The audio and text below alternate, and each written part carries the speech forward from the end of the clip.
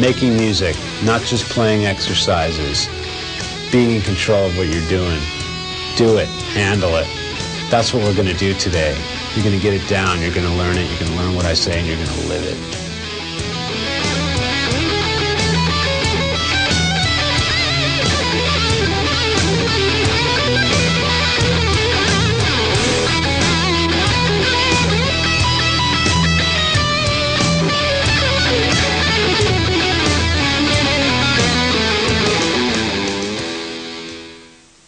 Before we can start, we've got to make sure we're in tune, so I'm going to give you an A chord.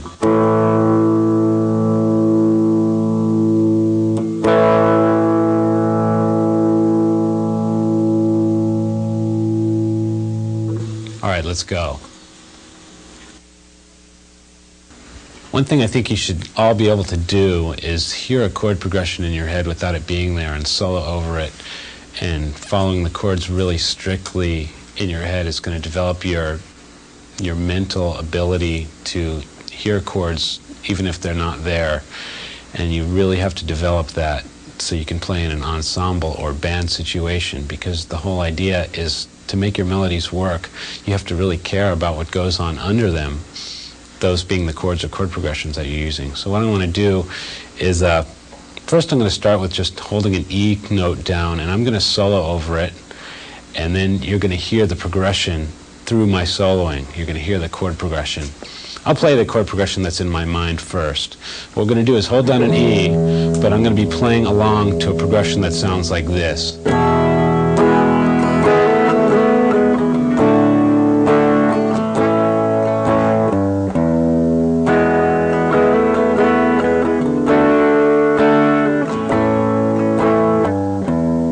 I'm going to make it really obvious what chords I'm playing over by the soloing. So like you can almost hear the progression through the melodies that I'm playing and make it really obvious to you what's going on here.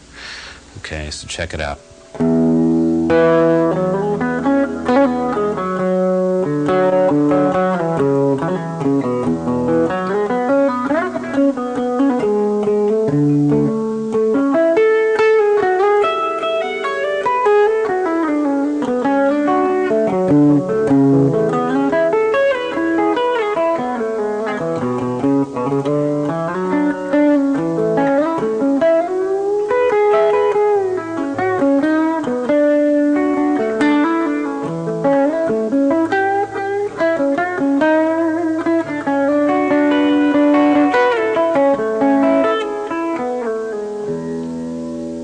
Okay, I was kind of arpeggiating a lot on there, and that's pretty much the easiest way to follow a chord, is to arpeggiate it. You really can't go wrong if you do that, because all the notes that are in the chord that you're following are there, and if you play correctly, you're going to wind up right. So now I'm going to try that same thing with the chords behind it, and you'll hear that it's basically the same kind of soloing going on. So the rhythm is like this.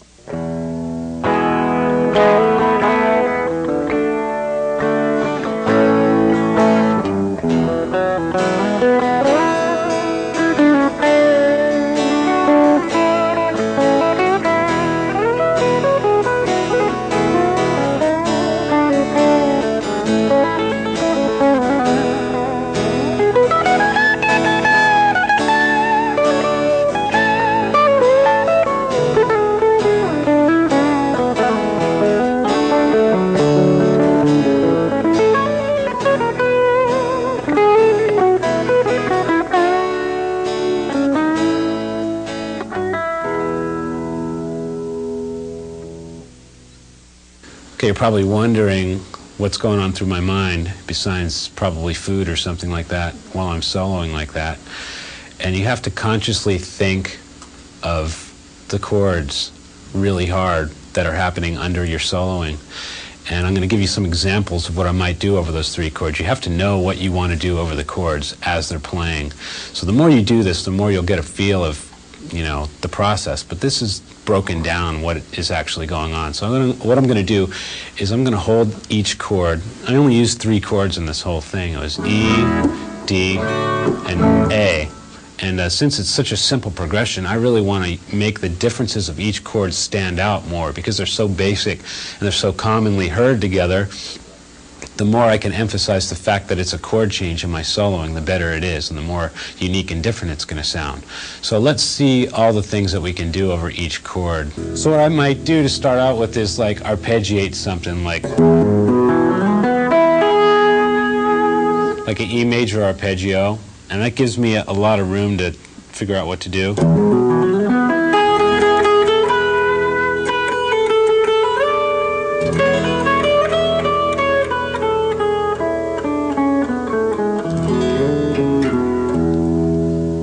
I'm also bearing in mind, you know, that there's a D coming up and there's an A coming up, so those are notes that are sort of a target note that I'm going to wind up hitting soon, you know. So if I keep that in mind as I'm playing the E chord, I'll be more prepared for the next chord that comes, which would be D.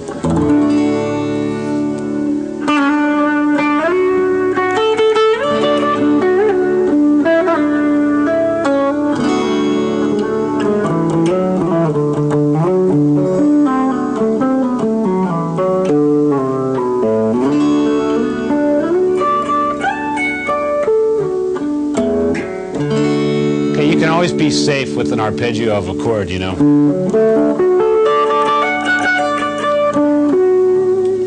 Okay, and then the next chord that's coming up is A. So I did a lot of stuff around this position here.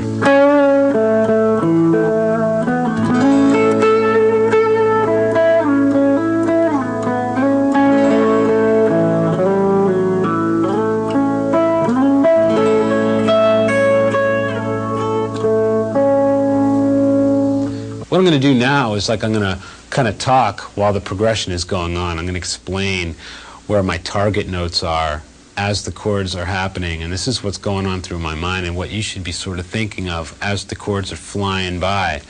So what I'm going to do is have the progression go by. I'll show you what's going on in my head. We'll do it really slow this time so we can get an idea of what's happening.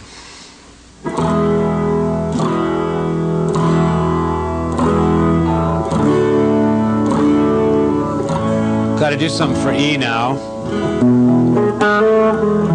Right about now I start thinking of D.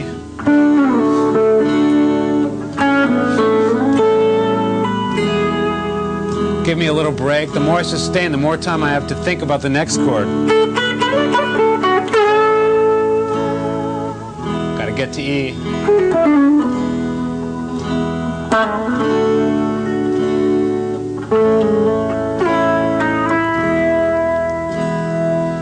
A tip is the longer you sustain on the notes, that's going to give you your time to breathe and your time to follow the next chord and not to give away the fact that you don't know what you're doing, okay? And basically, that's what you're trying to do usually is sound like you know what you're doing. And the more sustaining you do, you're giving yourself that chance. It's like, if I'm holding E,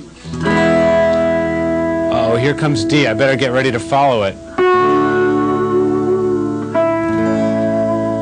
So sometimes when you have a lack of ideas, you just got to slow down. And that's when you got the time to figure out what the chord is next and what you're going to do over it. And a lot of guys, you know, they think they got to be playing more, you know, but sometimes if you land on the right note at the right time, people are going to think you're a genius, you know. So just stopping is going to give you that option, you know. Wow, I got some time to think of what I'm going to do next. And the more you think, the better you're going to play. That should be a quote somewhere, you know. The more you think, the better you're going to play. Now I'm going to play over the progression kind of in a normal way, just staying in the key of E somewhat. And this is a pretty basic way that most guys would follow this. And it sounds fine, but if you want to develop any originality, the more that you follow the chords, the more you're going to have a choice in what your solo ends up sounding like, you know, because anybody can master a key and play it over chord changes like that, and that's great. But if you follow each chord, chances are you're not going to follow all the chords the same as another guitarist. You know, you're going to have your own little quirks, and you know, the more you follow chords, the more those quirks are going to stand out, and that's what your playing and originality is made out of. The way you do the things you do. Great song title. But here's the progression.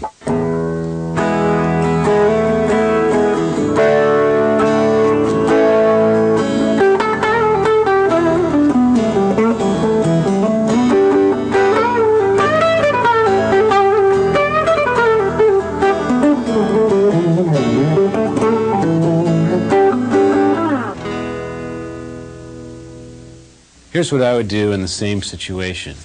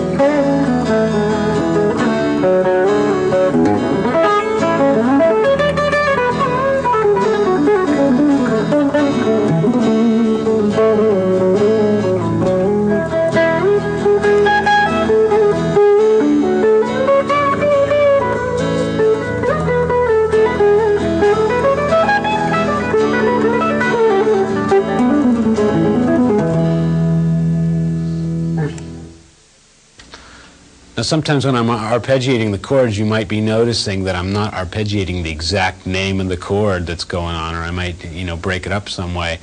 A relative chord is sometimes nicer part of it, like say for the key of E, a relative chord would be D flat minor, so if the E is playing, I could play a D flat minor sort of chord,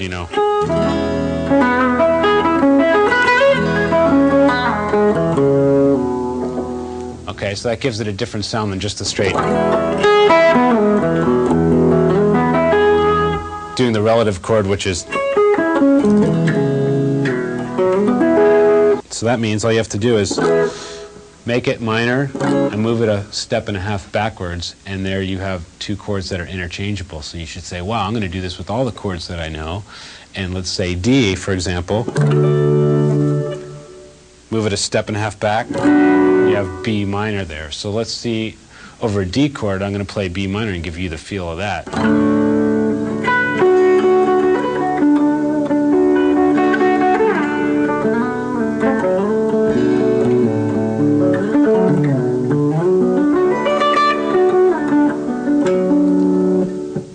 Kind of gives a real pleasant sound too. It's a little bit different, and if you break into it for just a second out of something normal, it's going to really stand up and give you some attention. The more knowledge that you have, the more control you're going to have, therefore the more aggressive you can play, and you can play the notes like you mean it. And it always comes across when a guitar player means what notes he plays, because he really digs in, and you can really tell that he feels it and he knows what's happening. And so you really want to try to learn as much as you can about the notes that you're choosing, and then you're going to just feel a lot better about which notes you do choose, because you're going to mean it and you're going to play it like you mean it. It's just going to come out all that much better. And I'm going to use distortion to play, real aggressive stuff, and usually you want to have distortion when you're playing aggressively, so that's what I'm going to do, and you're going to check it out. All the concepts that I talk about, they're going to come through, and you're going to realize that everything that I've been talking about with clean tone and all that, it's all the same. It's all melody. Melody is all you're doing. All you're doing is making music. And you can play it really aggressive. You can play it quietly. It doesn't matter. The only thing that matters is that you're aware of the notes that you choose.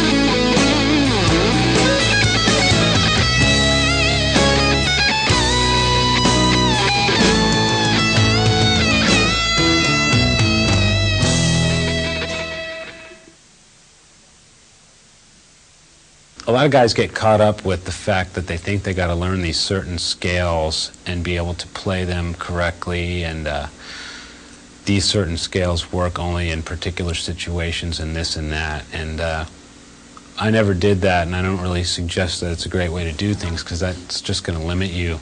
The way I kind of developed my own quote-unquote scales is I kind of made them up, and you can make them up yourself. The way I came up with this one scale, which it's got some name, you know, harmonic minor or something like that. I just heard a chord and I played notes. So I came up with something like this over like an A chord.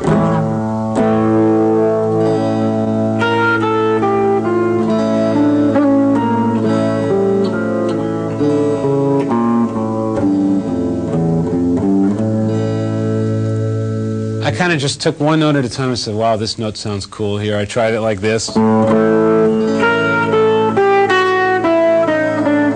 I didn't like the way that sounded. I keep, you know, eliminating notes until I got it into a form that I liked.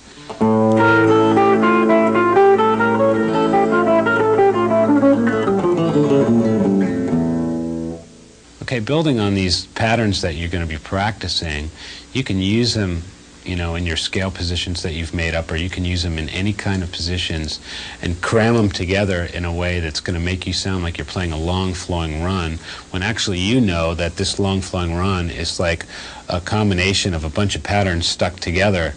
And if the patterns aren't exactly the same, then it's going to sound a little bit more interesting and more flowing. If it's all the same, it's going to sound like, it's going to sound really obvious to the listener what you're doing. Like if say you do a straight triplet run, like, and you can like break it up in a way where you don't have to do just one of each. You can do one and one, two of the other, three of one, this and that, and you can make it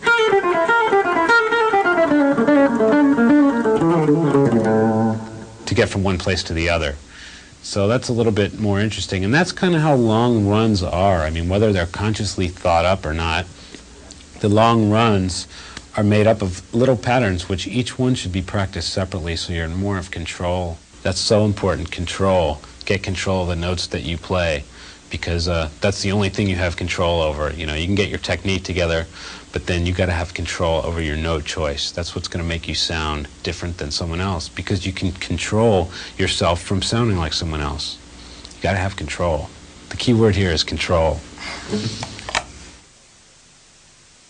Now I want to try progression that's a little bit different in sound, and the same concepts apply, you know, following the chords and all that, but let's try to get a different sound from those other ones that we had before. Progression's going to look like this: A minor, D minor, F, and E. So what we have is two minor chords and two major chords. Okay, but it still has this kind of sorrowful sound going on here, and we want to follow each chord. Of course, we can obviously follow all chords by staying in the key of A minor. We could do that, and that'd be just fine, but that would be like what I was talking about before with like what other guys do all the time. We want to follow each chord to the best of our abilities. So I'm going to give you an example of following these chords, and then I'll start explaining what has gone on.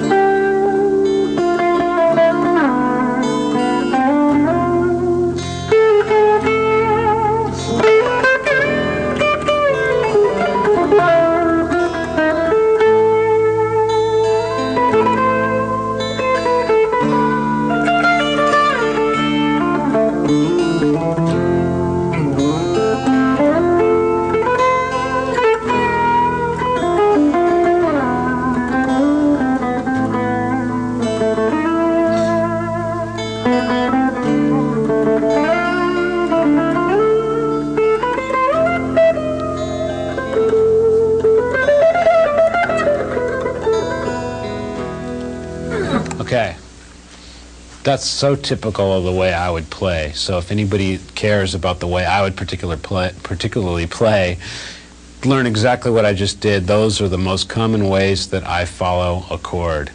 These chords that we just played, that's just what naturally comes out. And let's start to break that down a little bit. A minor chord comes up. Basically, you can use your notes in your A minor scale or A arpeggio. A minor would look like this.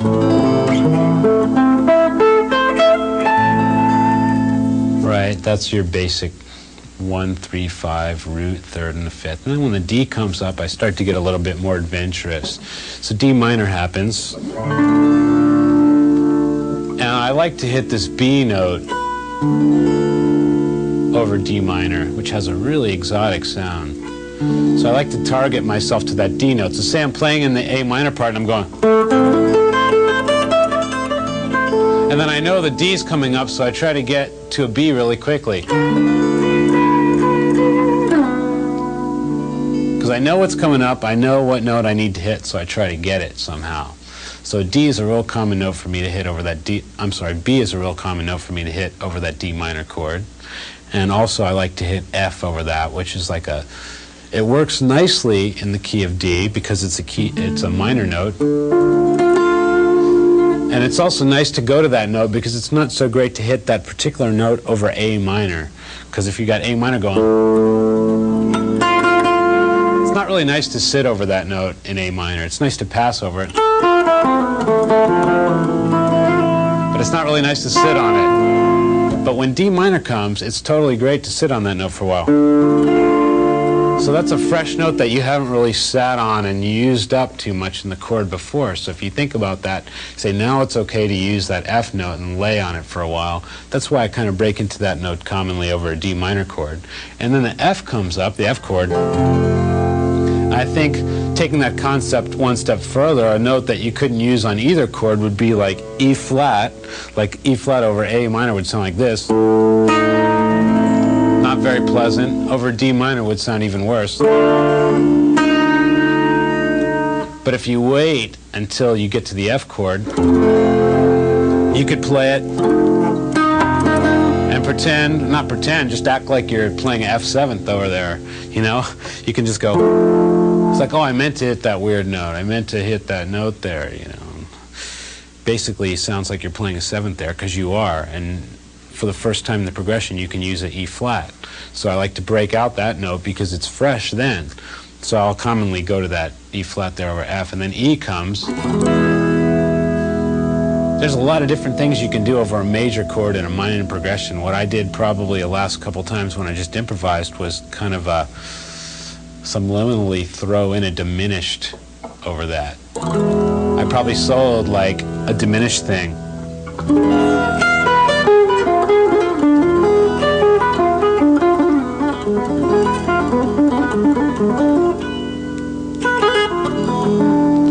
Thing about a diminished chord, if you play it over like E major in this progression, 3 of the notes are going to be perfect. Like that's like an E7th. The only note that's kind of out there is F over E. But if you use it kind of as a passing note, it's going to really just sound exotic. So when the E comes up,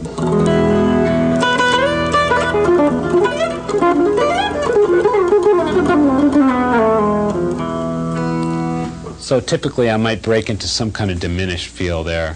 So that's just kind of some of the thought processes that happen when I'm playing a progression like that. And that's a really good one to like just tape and loop it for a while and solo over and then get a feel over what the notes are going to sound like over the chords.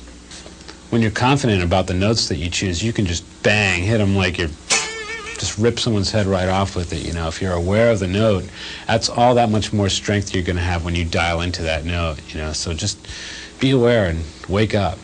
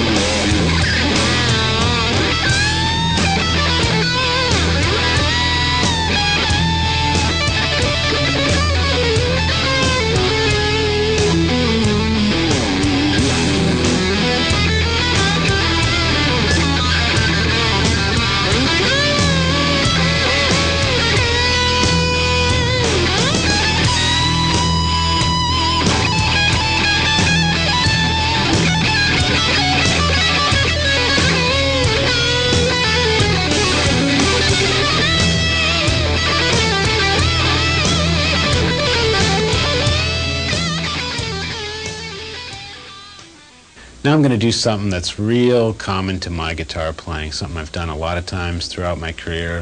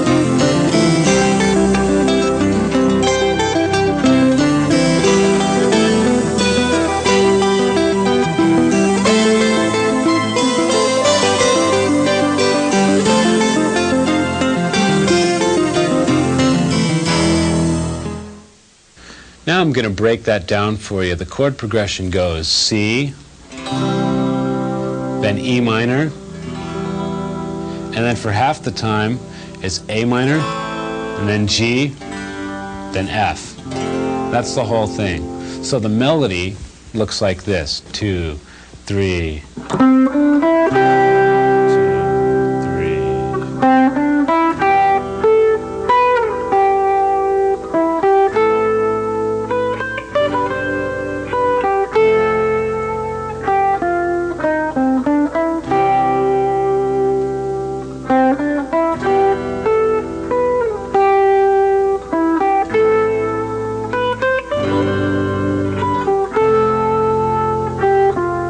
Then I'll arpeggiate with the melody going on, the same chord progression. If I follow each chord, the first one isn't actually an arpeggio. I kind of like took a pentatonic scale and followed it like this.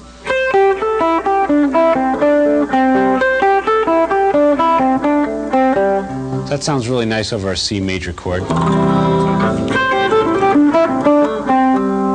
For the E minor chord, I went.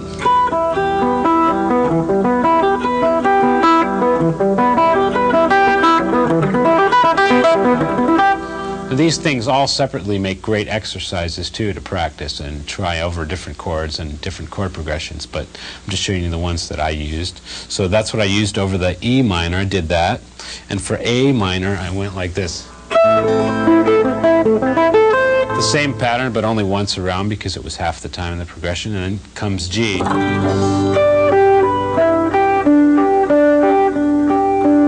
I just did it that way for E's.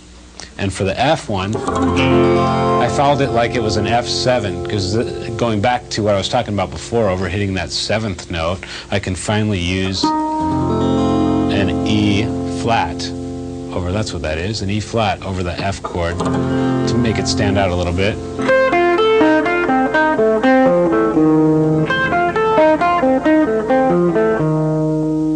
Okay, and then I repeated the whole thing. So slowly, I'm going to play that whole pattern for you. It looks like this: 2, 3, 4.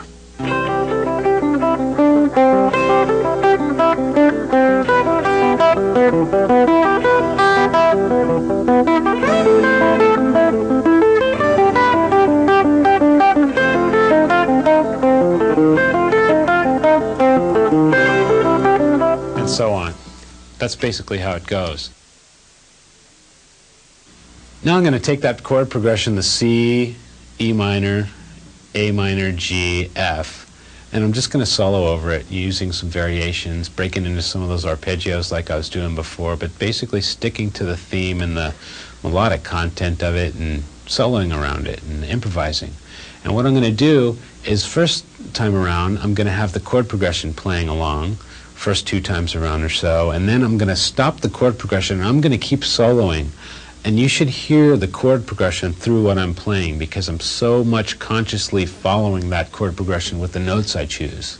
2, 3, 4.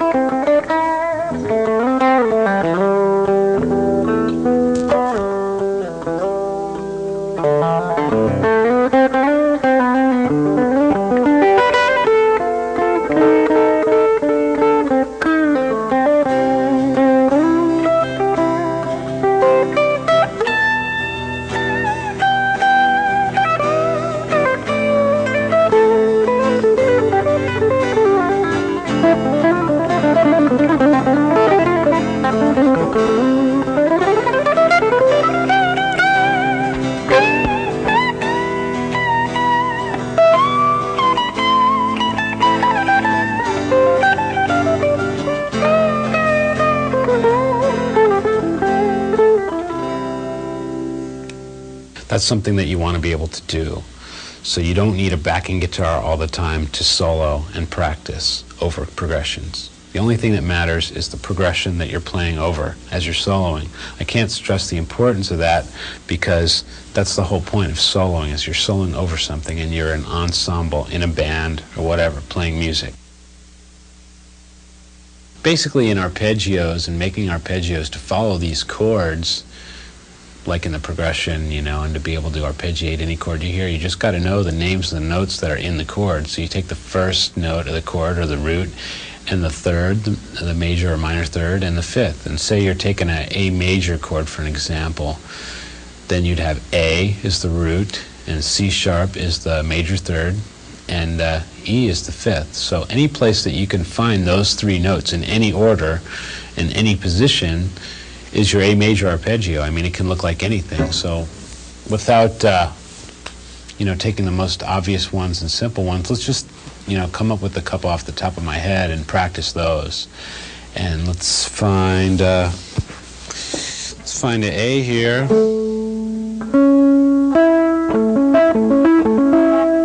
Okay, those are the three notes right there. A, C sharp, and E. Let's make it a little bit more interesting using only those notes and get something that we can practice as a repeating pattern.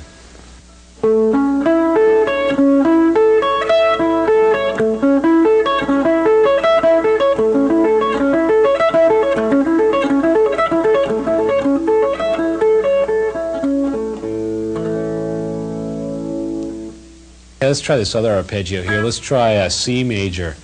And C major has the notes C, E, and G in it. So any kind of configuration in and out, up or down of those notes is C major. So let's try it like this.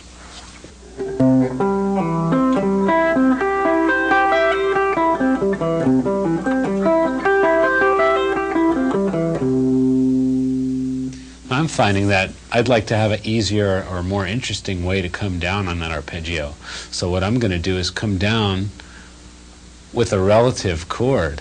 You know, I'm going to go up a C major chord, and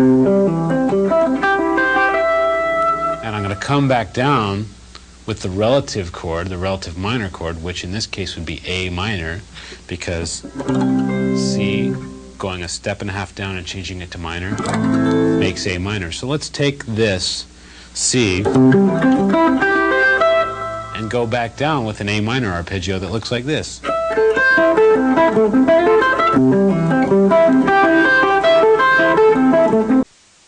It's kind of an interesting way to make something that repeats. You know, the whole point is when you practice an exercise that it repeats, so you can like gauge your speed on it and your cleanliness of it by a metronome or something like that. So it's got to repeat, and it's got to repeat somewhat evenly so you can figure out where the beat's supposed to be in it. So just any kind of thing with an even number is basically easy to start out with. So that's a good one to do right there.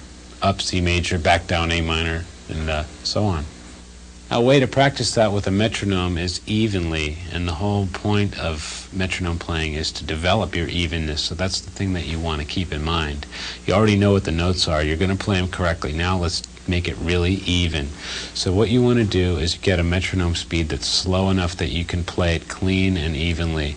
So let's get sort of a metronome sound going here, and I'm going to play this lick that I just played along to it.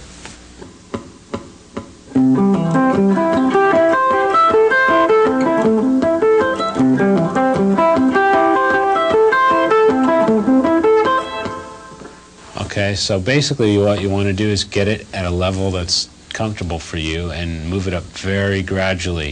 If it seems that you're playing it too fast for yourself, then you should bring it down and don't try to speed it up too quickly. And do this with everything that you know that repeats. Any sequence of notes that you can repeat, you should repeat it with the metronome and get your technique together with that. I think there's a big difference between a player's technique and his creativity. I think technique is like kind of like a bank. You have all this technique in your bank, and like when it's time to be creative, you draw from that. But you shouldn't use technique as a substitute for creativity. You just have to have this arsenal of chops, and then you can break them out when you need to. But that's what the metronome is for, and that's what repeating riffs and arpeggios and patterns or whatever, that's to develop your technique. An important point is like I make up these arpeggios kind of like just because I happen to know where the notes in each chord is, So if I was to come up with something off the top of my head, I know I want C major, so I'm going to hit C, E, and G in any kind of configuration. So let me rattle off a few and see if I can break them down for you.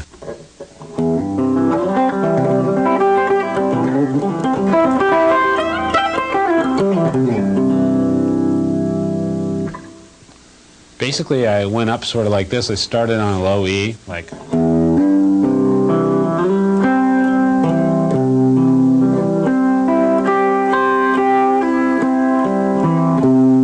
To make it easy on myself to get it to this position, I went like this, from here to a note out of the arpeggio, D. So sometimes you have to break out a little bit to make the thing smooth and flowing, but if you break out smoothly, it's cool. And it kind of adds to the motion. So I went probably something like this.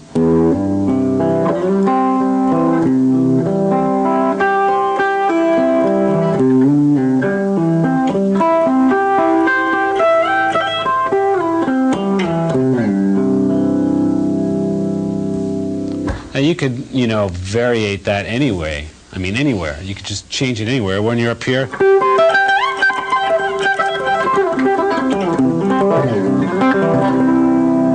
So what I did there was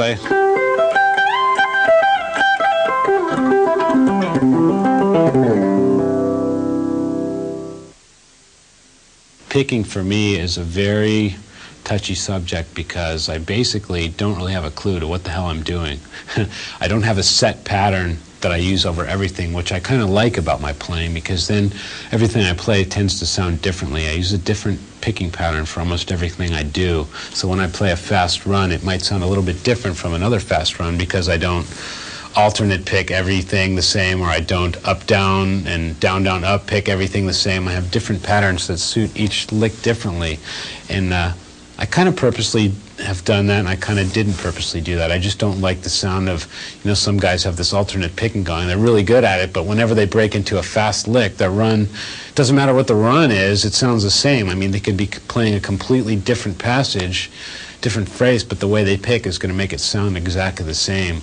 So I try not to get any kind of picking patterns that are just going to be the same for everything. So let's take as an example that thing that I just did.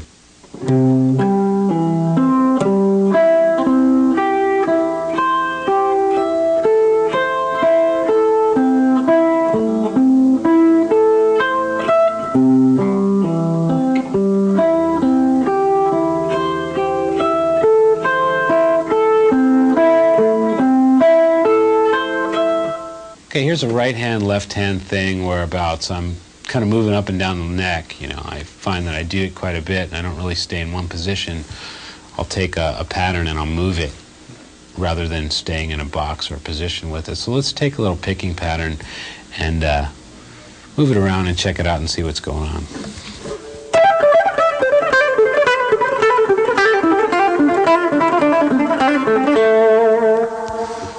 Okay, let's break that down and then I'll show you a variation of that. What I did was I took notes that are sort of in an A scale. I didn't really have any strict kind of way to follow any note pattern. I just did what looks easiest for the fingers. And I took a pattern that was like this.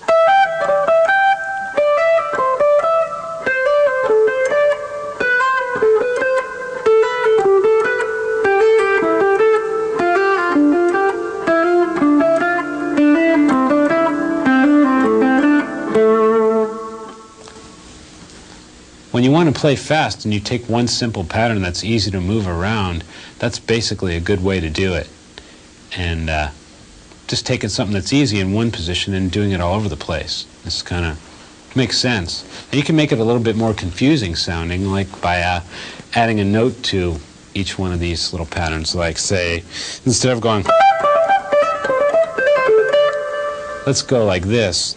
Every other time we'll go.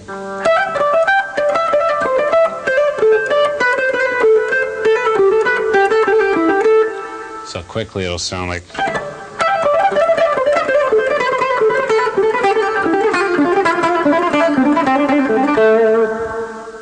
little bit more interesting sounding. I mean, this is just your basic way to move from one place to the other. Take a pattern that's easy to repeat. Or you can randomly change the riff. Instead of doing it every other time, changing it, you can go like this.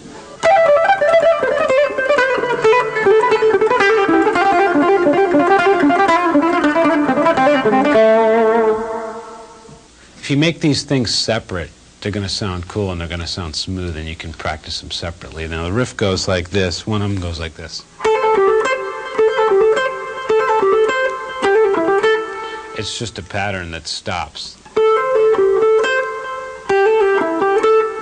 And to get a good attack on this type of thing is start it with a downstroke every time.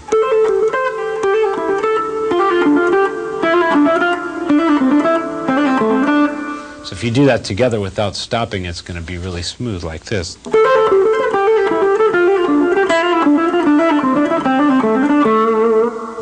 And then the variation is a lick that goes like this.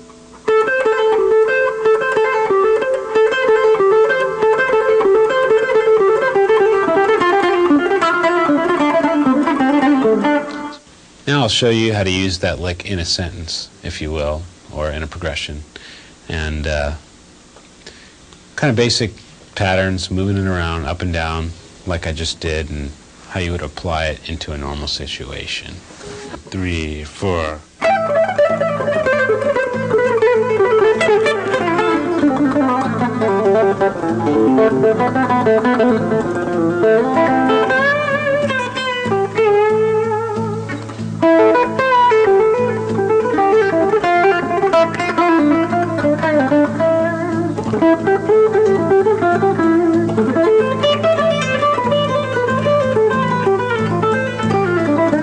And then the variation is a lick that goes like this.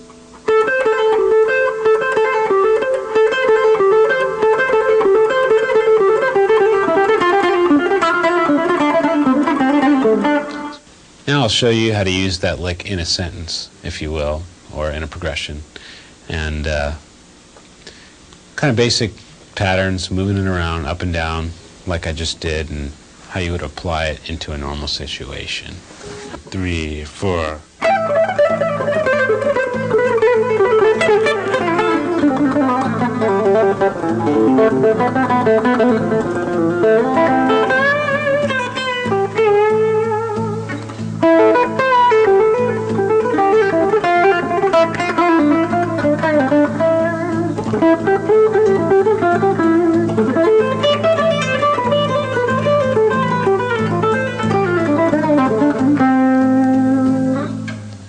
Basically, if you're just playing what's easiest for you to pick, that's, as a rule, the best way to go. And don't think that you have to pick something a particular way, just because maybe your friend picks it that way.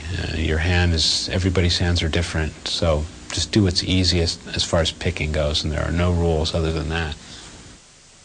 You probably noticed that I have a lot of really weird ways to bend notes, and I do. And I think the best thing to do with bending is realize that there's a lot of different ways to bend to a note other than the conventional way that you've been brought up doing. Now, say you want to get to A, that A, chances are you're going to probably go.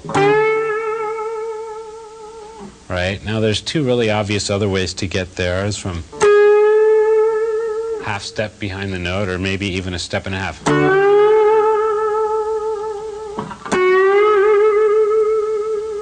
As long as you get the pitch correctly, it doesn't really matter where you bend from. And there's a lot of different ways to phrase a bend in your vibrato and make it sound a particular way. You know.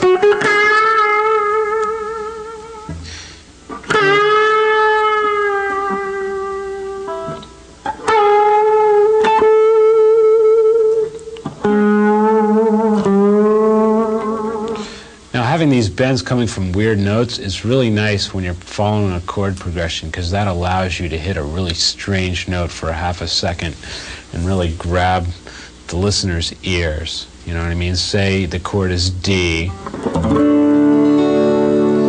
and the note that I decide I want to choose is A,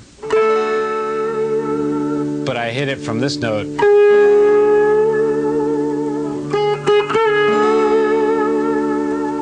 It's got a really attention-grabbing thing. I mean, if you play D and I hit it from here, it's real normal, but if I stop on this note, I'm really going to get your attention, because that note for that split second sounds really awful. You know, you've got D and A flat together. Not something you want to hang out on for too long, but if you get into pitch correctly, quick enough, it's going to sound really nice. And let's try a lot of different ones. Keeping the chord D, let's take a bunch of different target notes and hit them from strange notes.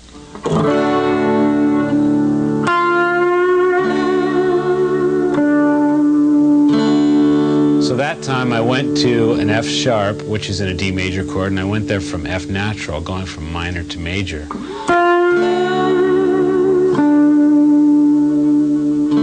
And now I'm going to go to the root from a D flat, which is the major seventh. I'm going to go like this.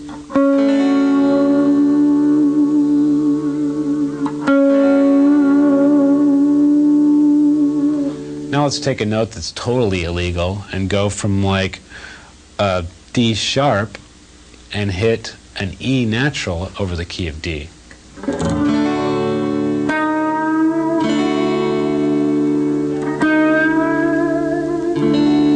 That's kind of tricky, because you get to a note that's like still interesting over the chord, but you start from a note that's totally hellish. So you can take the D sharp and bend to like even a major third, go all the way from a D sharp to an F sharp, and you get something like this. That's really drastic. That's about as drastic as you may want to get. You can take something also like, say, an A flat and go to A. Pleasantly enough. Now, building up into this, let me show you what you want to do with this. You don't want to do this all the time. You want to break into this when you have a target note, the note of choice that you plan to hit. So if the chord is just D strumming constantly, I'll play something normal, and then I'll break into one of these notes.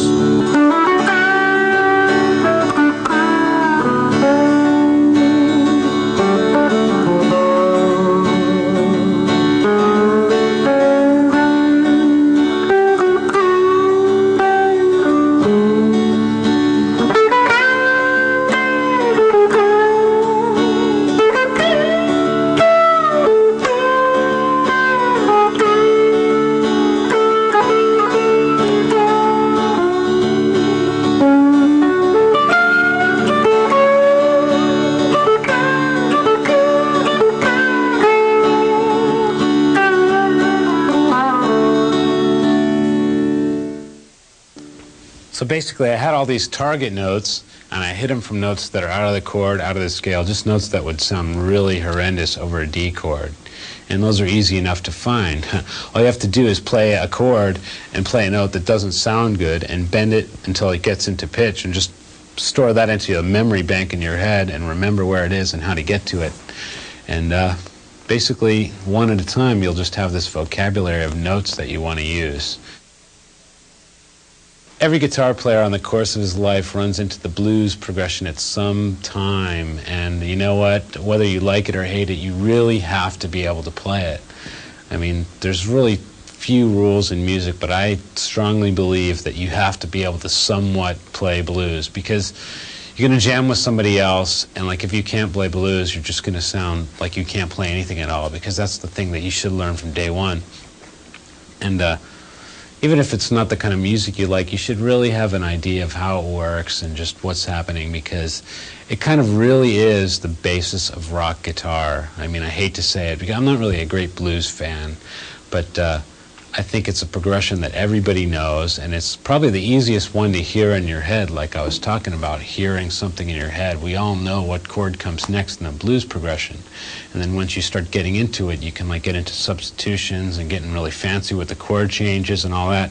But basically, almost instinctively, every musician should sort of know what comes next in a blues pattern. And if you don't, you should start listening to a little blues. Just to do it, just do it because I said do it. 1, 2, 3, 4.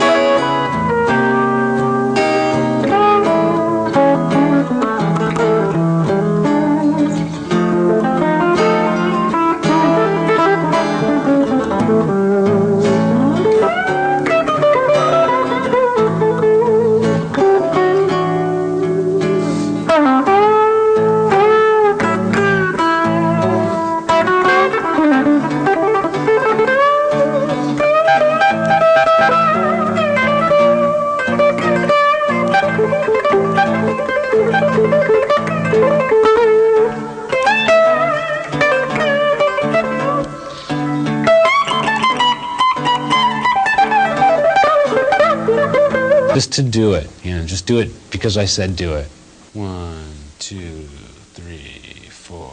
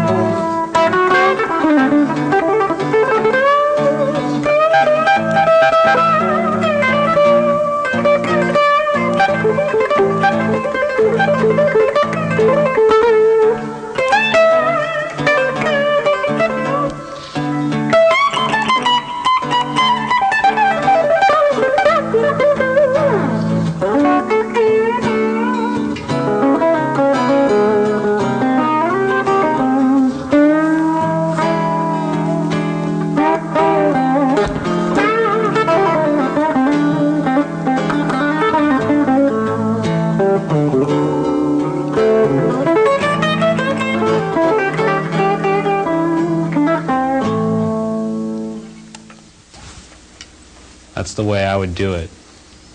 Check it out. Mercy. Mercy. In that blues, I did a lot of stuff that I explained, the bending from strange notes and the patterns and following chords with arpeggios and target notes and all that stuff. A couple little patterns in there, blues patterns that I do, that I just did. I did something like this, similar to the pattern I did before, but I added a note to it.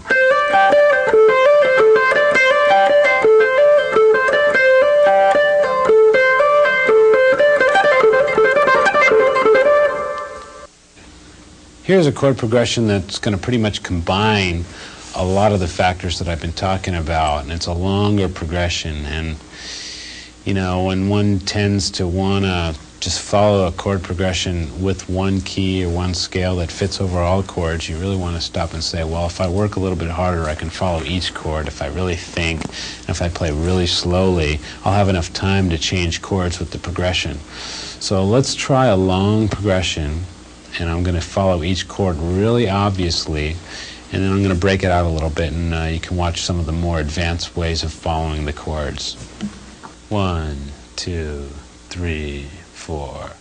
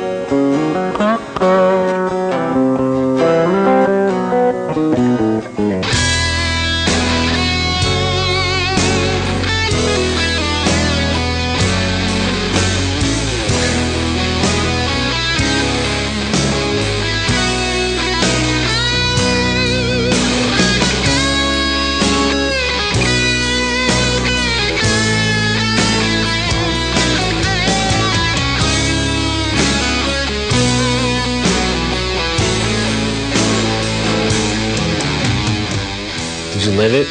Did you learn it? Did you get it down? Rewind the tape and do it again until you do. And I'll see you next time.